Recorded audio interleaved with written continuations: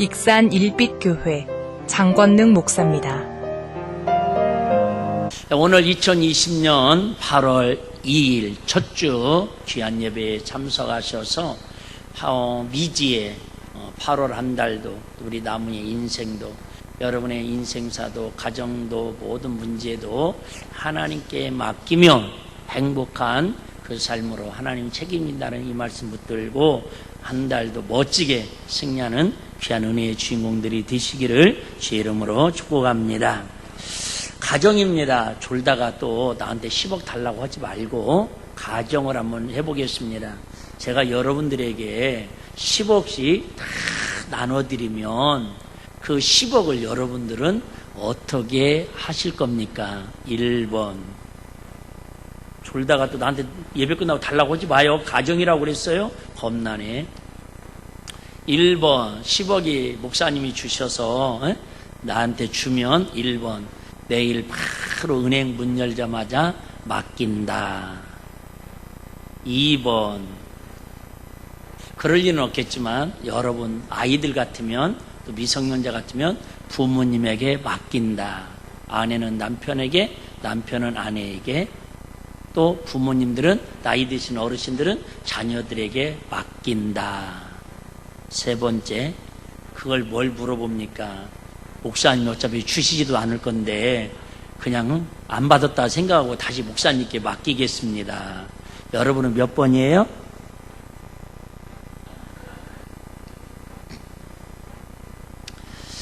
누구에게 맡기느냐가 참 중요합니다. 우리 어렸을 때도 명절 때 3살, 4살 먹었을 때 세배를 하면 바로 어른들이, 친척들이 세뱃돈을 주면 엄마가 부르지요. 일로 와봐. 일로 와봐. 그래갖고 저 주방이나 작은 방으로 데리고 와가지고 얼른 내놔. 맡기라는 거죠. 좋은 말로 맡기라는 거예요. 그리고 나서 뭐라고 그러죠? 초등학교 들어갈 때에 가방 사주고 꼭 필요할 때에 다 준다고 그래요. 물론 준 부모님도 엄마들도 계시지만 대부분은 띵 까먹고 그러려고 그런 게 아니라 먹고 살고 힘들고 뒷바라지다 보니까 맡아놓은 것도 까먹고 살아요. 근데 아이들은 항상 기억합니다. 우리 엄마한테 5,000원, 8,000원, 10,000원, 20,000원 맡겨서 이쯤 되면 12만원을 주셔야 하는데 왜 안 주시지? 나중에 혹시 좀 커가지고 엄마! 내가 명절 때 친척들한테 세뱃돈 맡긴 거 달라고 그러면 뭐라고 그래요? 나중에 시집갈 때 준다고 또 그러지요? 그래서 아이들은 어렸을 때부터 엄마한테 뭘 맡기면 안 된다라고 하는 마음의 불신이 자기도 모르게 쌓여가고 있는 겁니다. 그래서 이제 나중에 커가지고 사춘기가 돼도 엄마가 뭔 말하면 엄마 말을 잘 듣겠어요? 안 듣겠어요? 안 듣지. 왜? 내가 맡긴 거 제대로 관리해주지 못했는데 내 인생은 나의 것인데 왜 잔소리 하시고 타치하려고 하냐고 도리어 그렇게 반발할 수도 있다 그 말입니다. 설교 중에 생방송인데 조심스러운 얘기인데 제 나이 또래는 이게 아실 만한 가수가 있어요. 개인적으로는 저는 잘 몰라요. 솔직히 노래하고는. 김완선 가수라는 분이 계십니다. 아주 날씬해가지고 그죠? 뭐 있더라? 밤이 좋아한가? 하여튼 막 춤춰가면서 하는데요. 19살 땐가 데뷔를 했습니다. 얼마나 인기가 많았는지 한 달 수입이 우리 지금으로 말하면 그때 돈으로 한 달 벌면 아파트 한 채 정도를 살 만큼, 익산 아파트 말고 서울 아파트 한 채를 살 만큼 돈을 벌었답니다. 지금으로 시세로 치자면 30년 전이니까 10억 정도 벌었답니다. 19살 때. 1년이면 120억. 10년이면 1200억. 이 많은 돈을 벌어서 어떻게 했을까?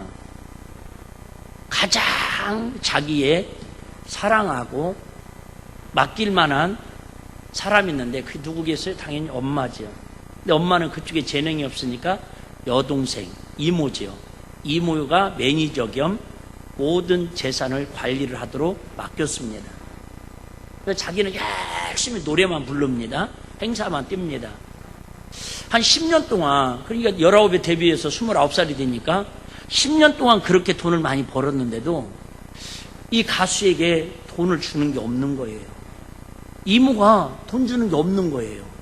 10년 지나고 나서 묻습니다. 이모, 나 그동안 열심히 돈 많이 모은 것 같은데 그 돈 좀 보여주세요. 돈 좀 주세요. 그러니까 이 이모가 발뺌을 합니다. 야, 완선아, 돈 없어. 아니, 1,000억 이상을 벌었는데 그 돈 다 어디 갔냐고 그랬더니 1,000억은 고사하고 지금 나 빚이 무려 140억 있다고 그러더라는 거예요. 나중에 알고 보니까, 뒷조사를 해보니까 이 이모가, 잘 들으세요? 일부 때 잘했어. 내가 딸들한테 잘 들으라고. 이상한 나쁜 남자를 만나가지고 거기에다가 다 맡긴 거야. 1,000억 이상을 갖다가 주고, 빚어다가 주고, 그래도 나중에는 옷 4벌 남았다고 그러더라는 거예요. 자기 집도 다 잡히고. 여러분, 누구한테 무엇을 맡기느냐가 그 인생이 그렇게 결정되더라, 그 말이에요. 그런데 여러분, 우리 인생도, 우리의 모든 것도 하나님께 맡기면 하나님이 책임져 주시고 행복할 줄로 믿습니다. 요즘 은행 인기가 별로 없다고 그러잖아요. 어제 신문 보니까 1억을 맡겨도 연 이자가 100만 원도 안 된답니다. 그걸 0%대 이자라고 그런답니다. 여러분, 여러분의 인생을 어디에다 맡기고 어디에다가 투자하기를 원합니까? 오늘 1절에 보면 마음의 경영은 사람에게 있어도, 여기서 경영이라는 말은 여러분 아시는 것처럼 이익을 나도록 사업을 잘 운영하는 것을 경영이라고 그럽니다. 경영. 그러니까 장사하는 사람은 잘 장사를 해갖고 뭐예요? 내가 원하는 이익금을 창출하는 게 경영입니다. 우리 인생도 마찬가지죠.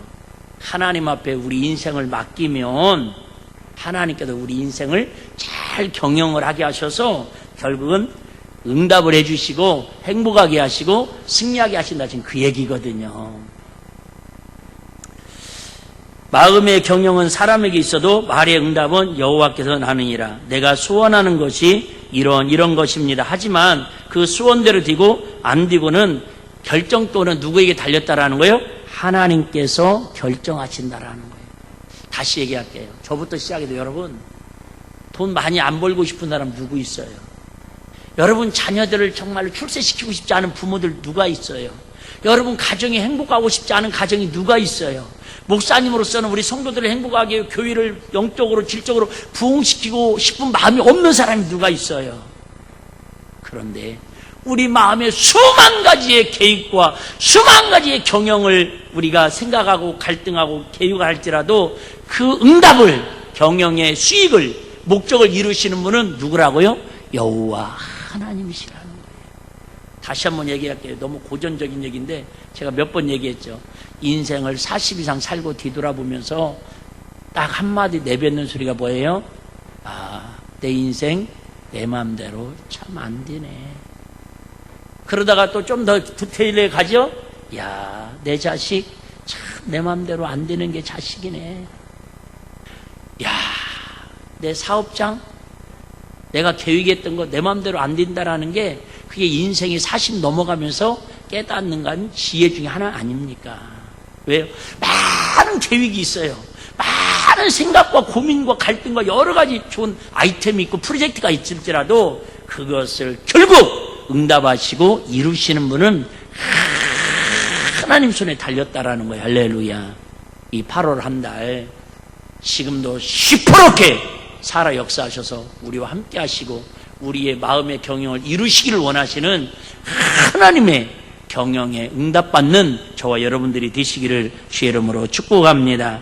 그래서 내가 하고자 하는 것을 하나님께 맡기라고 합니다. 그때 하나님께 이루게 하신다고 합니다. 그리고 내가 하나님을 기쁘시게 하면 하나님께서는 나의 원수까지도 내 편이 되게 하신다고 합니다. 마지막으로 사람이 마음으로 온갖 계획을 세우고 꿈을 꾸어도 정작 그걸 이루신 분은 여호와 하나님이라고 다윗의 아들 지혜의 왕인 솔로몬의 깨달은 지혜를 기록한 말씀이 오늘 본문의 말씀입니다. 근데 오늘 본문에 보시면 왜 사람들이 하나님 앞에 맡기지를 못하느냐, 왜 우리 인생을 맡기지를 못하느냐, 크게 두 가지의 부류의 사람이 있습니다. 4절에 보면은 여호와께서 온갖 것을 그 시음에 적당하게 지으셨나니 악인도 악한 날에 적당하게 하셨느니라.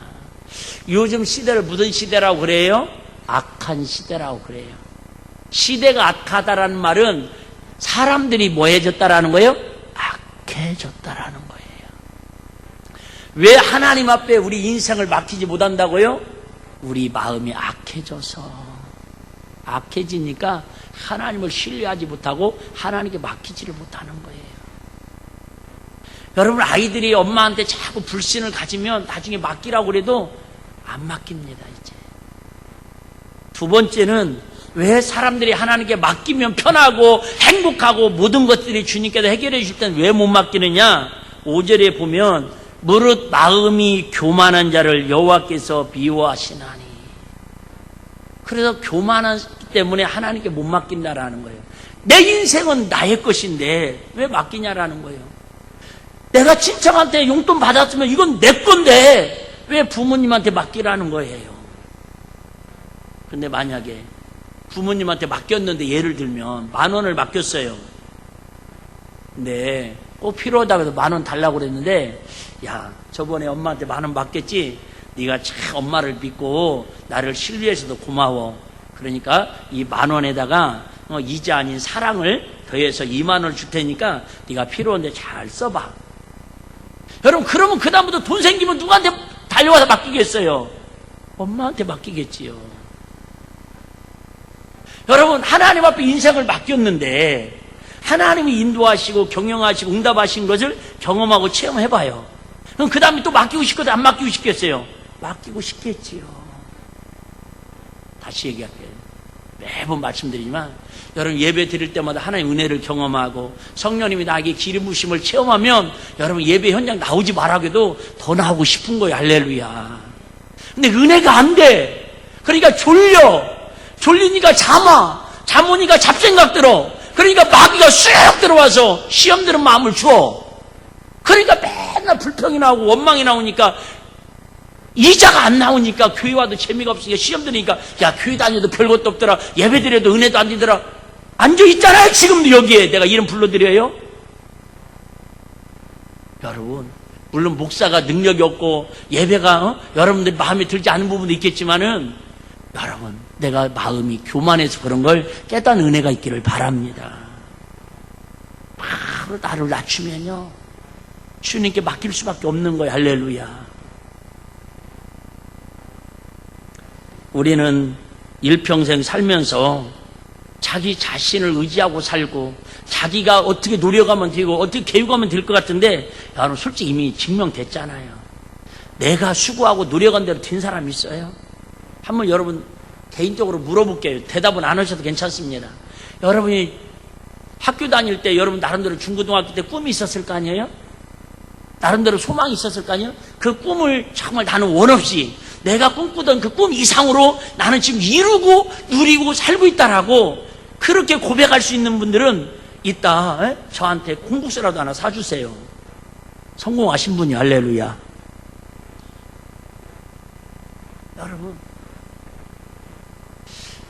여러분들이 정말 원하는 대로, 계획한 대로, 마음에 정말 노력하고 수고한 대로, 꿈꾼 대로 여러분이 지금 인생이 그대로 이루어져 가고 있냐, 그 말이에요. 바꿔 얘기해요. 그렇게 열심히 노력해서 살아와서 수고했다고 금요일에 말씀드렸죠? 50 이전의 분들은 다시 한번 디자인하고 생각해 보시고, 50 넘었는데도 내가 아직 꿈꾸는 게 그대로 이루어지지 않았다면 뭔가 우리 인생을 냉철하게 어디서 어떻게 어떤 문제로 인해서 내 인생이 꼬였는가 한 번 정도는 나를 하나님 앞에 겸손히 내려놓고 점검하는 게 지혜의 삶 아니겠느냐, 그 말이에요. 다시 얘기합니다. 지금 이대로 사는 게 여러분 정말 여호와는 나의 목자니 부족함이 없다고, 나는 너무너무 행복하다고, 더 이상 바랄 것이 없다고, 여기가 좋사오니, 초막 채를 짓고 여기가 좋사오니, 그렇게 베드로처럼 고백할 수 있는 사람이라면 괜찮게 살고 있는 거예요. 그렇게 쭉 사시면 됩니다. 근데 뭔가 가정 문제, 자녀 문제, 물질 문제, 건강 문제, 뭔가 인간관계 문제 때문에 힘들고 지치고 아프고 막 꼬이고 그런 인생이 있다면, 우리 자꾸 내 의지로, 내 노력으로 하려고 하지 말고 이제는 하나님께 그 부분을 좀 한번 맡겨보면 어떻겠냐, 그 얘기. 할렐루야. 내가 해서 안 됐잖아. 내가 해서 50년에서 안 됐으면 앞으로도 안 될 확률이 99%예요. 30대, 40대도 마찬가지입니다. 죄송하지만. 여러분 100세 먹으신 분도 마찬가지입니다. 내가 노력해서, 내가 수고해서, 내가 개입해서 되는 게 있고 안 되는 게 있는데, 대부분은 여러분 되는 것 같지만 거의 안 된다니까요. 자기 지식에 대해서, 능력이나 실력이나 지위나 명예에 대해서 계속 인생을 살면 제 스스로가 실망을 합니다. 아, 내가 이거밖에 안 되는가? 아, 내가 이 정도밖에 안 되는가? 네? 저도 이렇게 나이를 얼마 안 먹었는데, 나이 먹을수록 갈수록 조금씩 자신감이 상실되는 것 같아요. 네? 막 30대만 해도 믿거나 말거나 정말 제가 막 공동묘지에다가 천막을 치고 개척을 해도 나는 될 것 같은 그런 믿음이 있었거든요. 지금 보니까 믿음이 아니라 객기였더라고. 솔직히 40대 초반까지만 해도 내 마음에 막 속상한 일이 있고, 교인들이 막 속썩이고 그러면요, 하나님 앞에 내가 막 교인들한테 못 오니까 하나님 앞에 내가 화풀이를 했어요. 하나님, 아 진짜 내가 목회 아니면 어떻게 하든 밥 못 먹고 살겠냐고. 솔직히 사례비로 치자면 내가 무엇을 해서라도 이 정도 사례비 못 받고 살겠냐고. 하나님 앞에 막 그랬어요, 진짜. 40대 초반까지만 해도. 근데 50대 넘어가니까요, 꼬리가 싹 내려가지고, 그냥 오늘도 이렇게 써주시는 게 감사하더라고요. 여러분, 그나마 그게 내가 오늘도 강단에 서서 하나님 말씀을 전할 수 있는 은혜가 뒤는 요소인 줄 믿으시기를 바랍니다.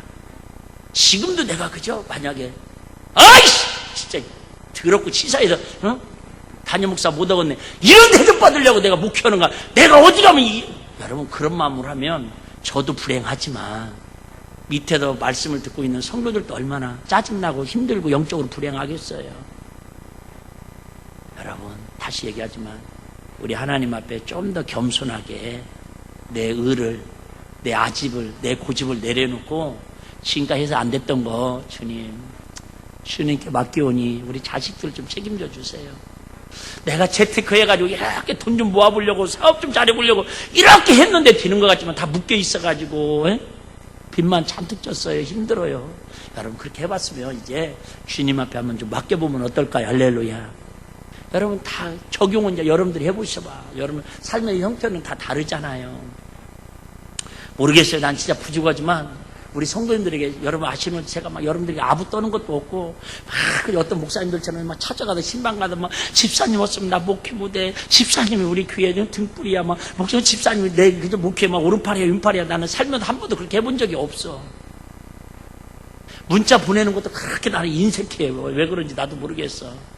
근데 분명한 것은 내 마음속에는 내가 그렇게 여러분을 사랑의 표현을 하는 것도 중요하지만, 할 수만 있으면 저는 이 강단에서 무릎 꿇고 기도해서 여러분의 가정과 여러분의 영혼과 여러분의 삶의 현장을 주님께 맡기도록 기도하려고 몸부림치며 애는 쓰고 있어요. 할렐루야.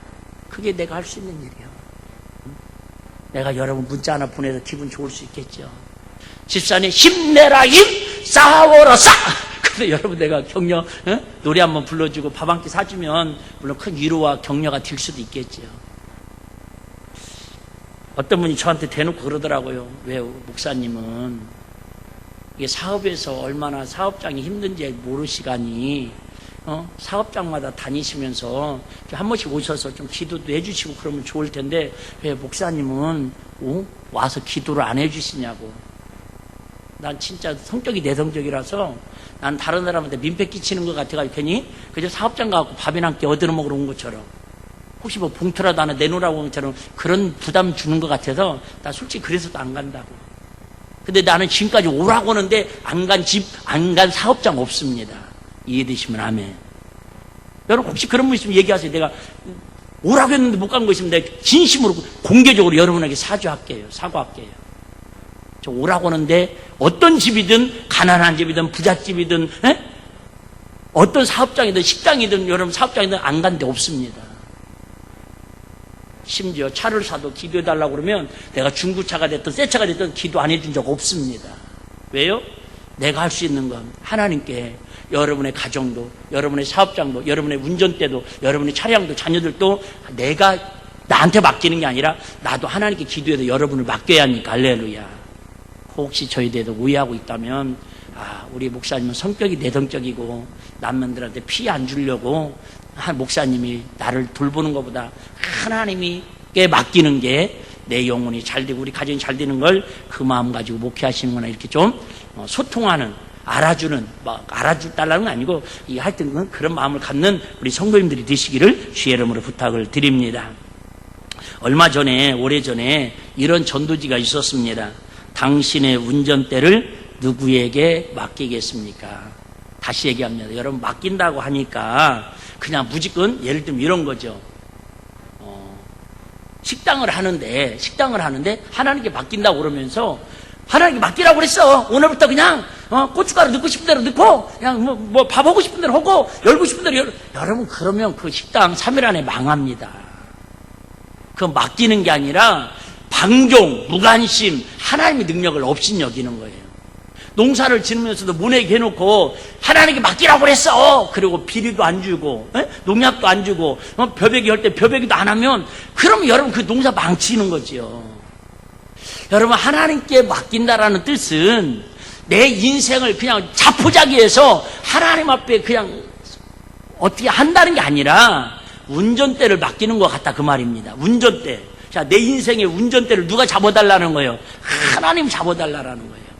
그러면 여러분 운전대는 잡았지만 자 운전대를 하나님이 예를 들면 우회전을 깜빡이를 끄고 이거 우회전을 하면 차가 어디로 가야 돼요? 우회전으로 가야지. 근데 우리는 자꾸 어디로 가려고 그래? 좌측으로 가려고 그래. 그러니까 힘들다고요.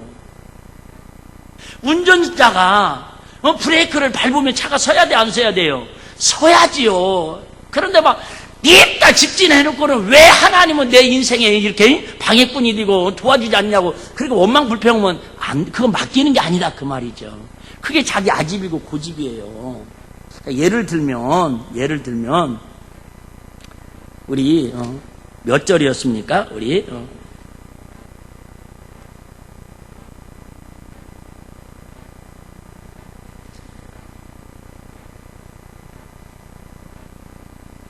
9절 한번 보겠습니다. 9절. 사람이 마음으로 자기의 길을 계획할지라도 그 걸음을 인도하시는 자는 누구라고요? 여호와시라고요. 그러니까 내가 분명히 어디를 가고 싶어요. 그런데 내가 가고 싶은데 그 운전대를 내가 운전대를 잡은 게 아니라 그 운전대를 누가 잡으셨다고? 하나님이 잡으셨다고. 그러면 국도로 안내를 가고 싶어도 운전하는 분이 그저 고속도로로 가고 싶다 그러면 그쪽으로 가야지. 왜 자꾸 자기 뜻대로 자기 고집대로 말로는 하나님께 맡겼다고 하면서 자기 생각대로 자기 고집대로 하면서도 왜 맡겼는데 안 되냐고 이렇게 원망하고 불평하면 된다 안 된다? 안 된다 그 얘기예요. 그럼 무엇 때문에 하나님께서 우리 인생을 하나님께 맡기면 행복하다고 하십니까? 3절입니다. 다시 한번 보겠습니다. 3절.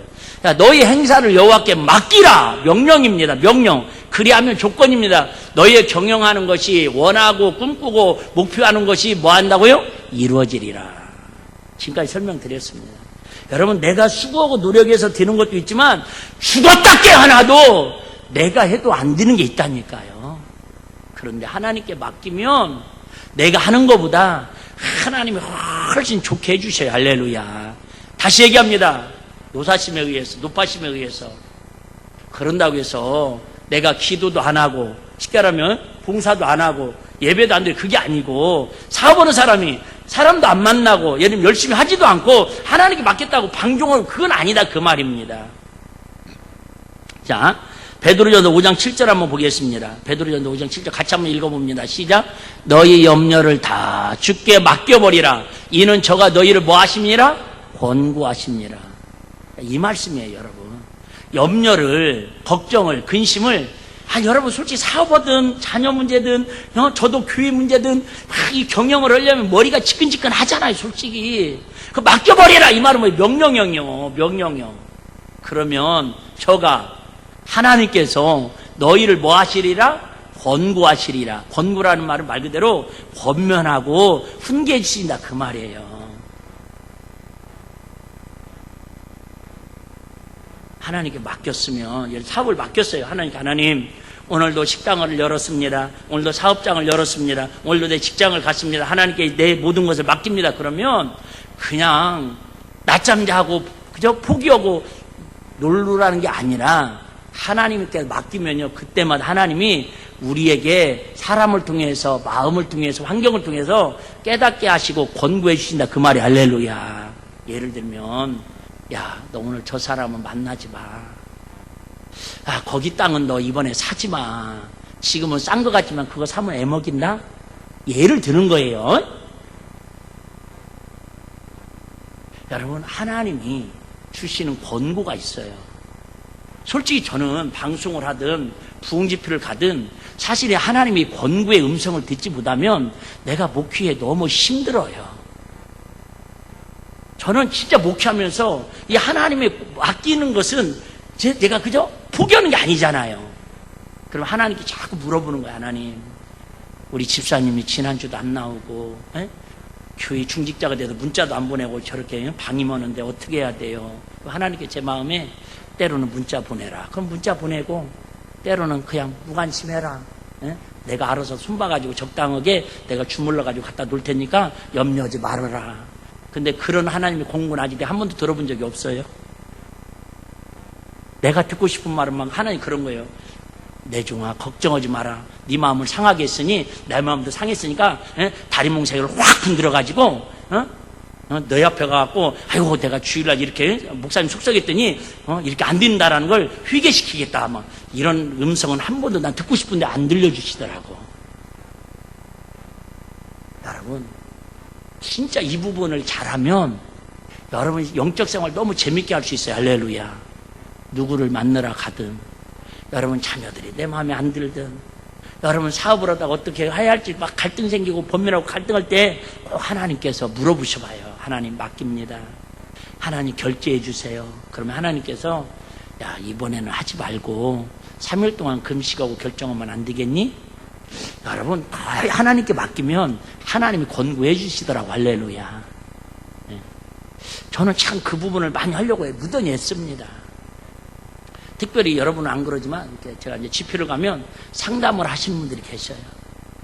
목사님, 저 강화도에 땅을 몇만 평 샀는데 이거 동업자하고 잘못 만나가지고 이것만 사면 막 이게 내절을 져가지고 하여튼 목사님하고 언제든지 오셔서 원하는 거 다 해주겠다고 속으로 뻥. 그런데 기도해야지 어떻게 해요? 종이니까. 그러면 하나님께 주시는 권고가 있어요. 권사님, 이런 거 하나님한테 맡겼네.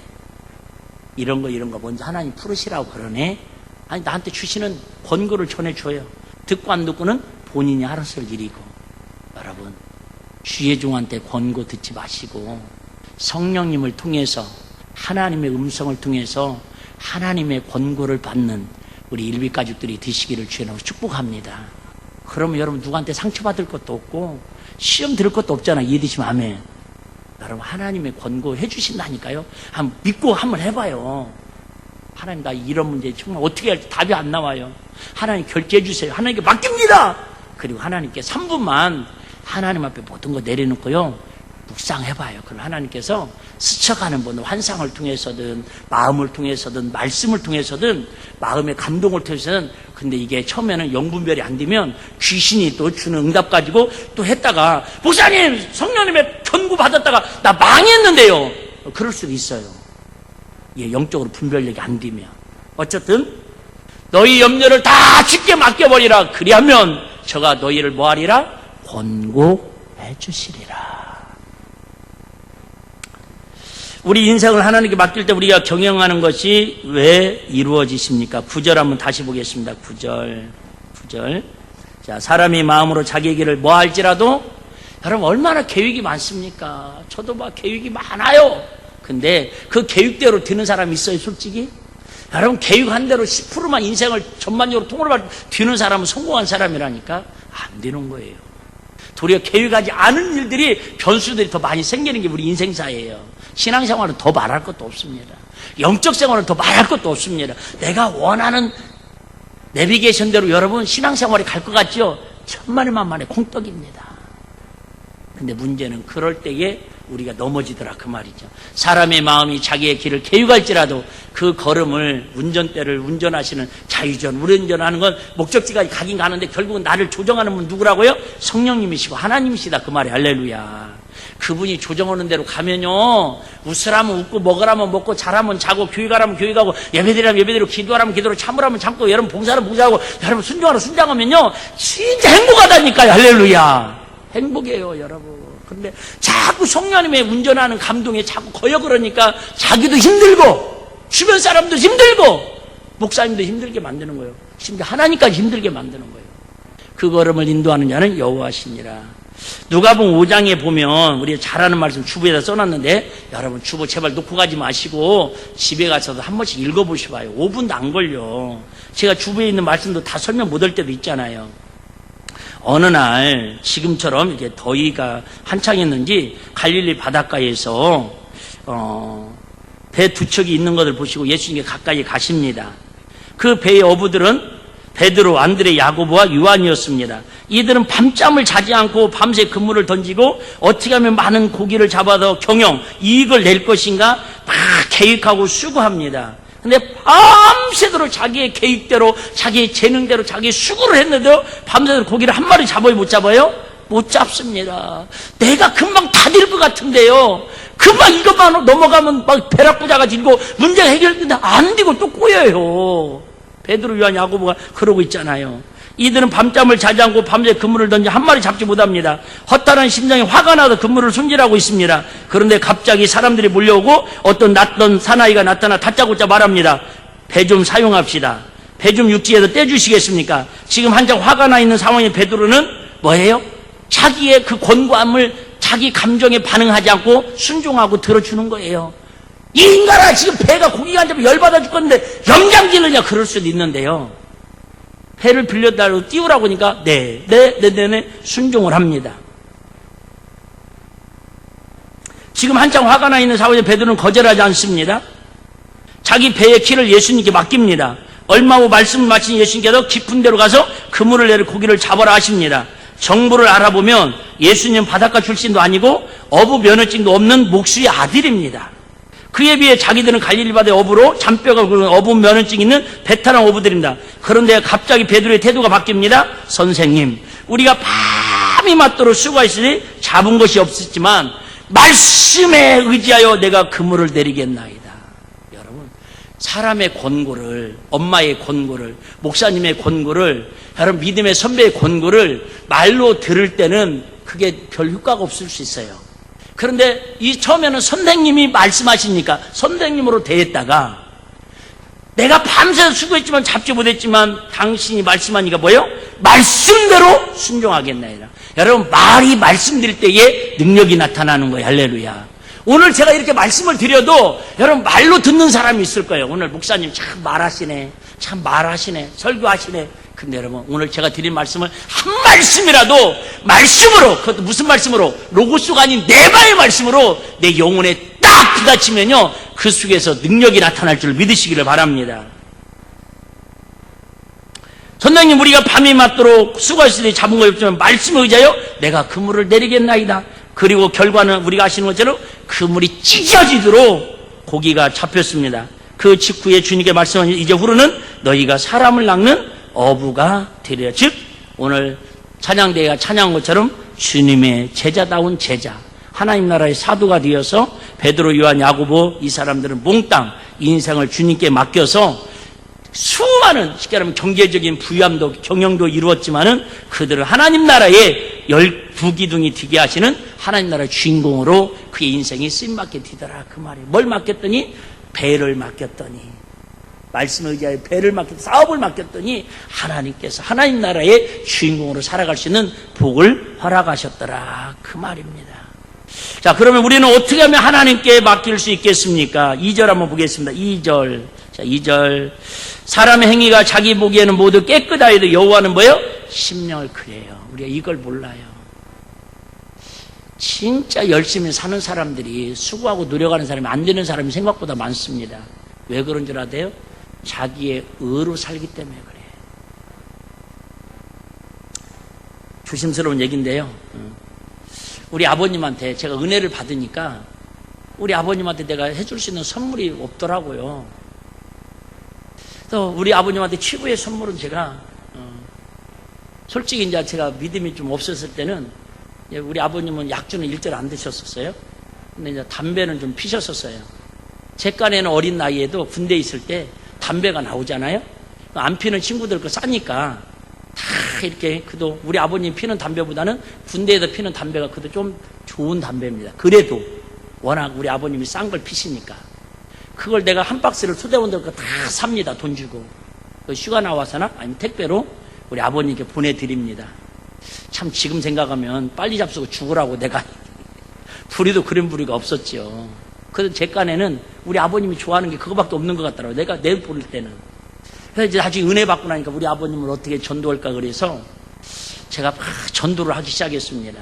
그랬더니 야, 이 나이에 교회 가서 어색해서 어떻게 앉아있느냐. 한글도 제대로 모르고 찬양도 못 듣는데 어색해도 못 가겠다라는 거예요. 두 번째, 교회는 뭐 있어야 가겠더라? 돈이 있어야 가겠더라. 다 알아요, 우리 아버님도. 그래서 내가 올 때마다 우리 큰형님도 모르실 거야. 그때는 뭐 우리 동네하고 같은 동네가 아니었으니까 신앙이 동네가 달랐다고요. 그러면 내가 그때 돈으로 내 칸에는 1,000원짜리를 그죠? 쎄 빡뻗은 돈으로 3만 원씩 해서 명절 때 하고 올 때마다 드리고 갑니다. 손주들한테 용돈 세뱃돈 주라고 그러고 그 다음에 헌금 1,000원씩 하라고 그러고. 근데 갈까요 안 갈까요? 안 가셔요. 세 번째가 걸리는 거예요. 교회 다니는 것들이 더하더라. 참 그 마음에 가슴이 맺어요. 한 번은 제가 이렇게 우리 큰형님 부목사님께서 우리 시골교회 사택을 일을 워낙 꼼꼼하게 잘하니까 교회도 안 다니는 분한테 사택을 수리를 맡겼어요. 근데 이제 목사님이 계시다가 이렇게 하여튼 가셨어. 그 오시기 전에 사택을 수리를 해가지고 새로운 목사님 모시려고 여름에 이해되죠. 한 번은 제가 갔는데 우리 아버님이 이제 저도 목회를 하니까 개척교회지만 눈물이 글썽글썽하면서 그런 얘기를 하는 거예요. 야, 이제 우리 그 시간에 자기 큰아들이 일을 하니까 같은 동네니까 한 번씩 가서 관심이니까 볼 거 아니에요. 사택, 교회 사택을. 교회 사택이 뭔지도 모르는 분이 계시는가 봐. 이만한 그 빨간 함지박 있죠. 우리도 옛날에 거기다 성미했잖아요. 시골은 헌금은 못해도 성미는 다 합니다. 그럼 막 그냥 잡쌀도 그쵸, 찹쌀도 듣고 맵쌀도 듣고 정부비도 듣고 어쨌든 다 일반비도 듣고가지고. 그런데 그 목사님을 어쨌든 좋은 말로 방송이니까 생방송에 좀 그러시는데 은혜스럽지 못하기 시키면 비 오는 날 쫓아내다시피 했어. 그러니까 우리 목사님 우리 아버님 하는 말, 야 쫓아내더라도 비 오는 날 같으면 짐승도 비 오는 날은 비는 피하게 하는데 올 때는 막 목사님 이삿짐 온다고 서로 와가지고 교인들이 막 설레발치면서 잘 보이려고 막 이삿짐 날려주더니 갈 때는 누가 하나 나와 보이는 사람도 없더라는 거예요. 비 오는 날 이삿짐 싸갖고 가는데 사택을 수리하면서 몇 달이 지났는지 여름이니까 그 함지박에 있는 성미가 곰팡이가 하나 다 썩어가는 거야. 차라리 그냥 가시는 목사님한테 그 성미라도 챙겨서 주시던 거지. 이렇게 썩어서 우리 아버님은요 음식을 버리는 건 쥐 중에 그런 쥐가 없다고 생각하시는 분이야. 예수 믿는 것들이 예수 믿는 것들이 뭐예요? 자기들 의에 가득 차 있는 거야. 나는 예수는 안 믿고 교회는 안 다니지만 그렇게 살진 않는다 그 말이에요. 그 자기의 의 때문에 전도하기가, 예수님이 그 안에 들어가기가 어렵더라 그 얘기예요. 그렇게 말하니까 참 제가 할 말이 없더라고요. 저만 만나면 항상 그래요. 너도, 우리 아버님은 우리 시골에서 13번 목회자들이 쫓겨나가는 것밖에 못 보신 거야. 너도 결국은 교회에서 쫓겨나는 거 아니냐고. 그래서 내가 마둥에서 개척하고 3등병, 전주 3등병원에 우리 아버님 입원했을 때 우리 교인들 4분 모시고 내가 갔어. 아버님, 이분들이 다 절대 안 쫓아낸다고 약속하셨어. 여러분, 자기의 그 의가, 자기의 그 열심이 우리 하나님께 내 인생을 맡기지보다는 방해물이 될 수도 있다. 지금 그 얘기를 하는 거예요. 물론 어렵게 마지막에 우리 아버님이 그래도 예수는 믿고 하나님 나라 가서 감사한데, 네? 여러분 최소한도 안 그랬으면 좋겠어요. 역시 예수 믿는 사람이니까 뭐가 다르다고 그렇게 칭송 듣는, 초대교회는 그랬잖아요. 안 믿는 사람들한테도 교회가 칭송 듣고 예수 믿는 우리들이 칭송을 안 믿는 사람들이 들었잖아요.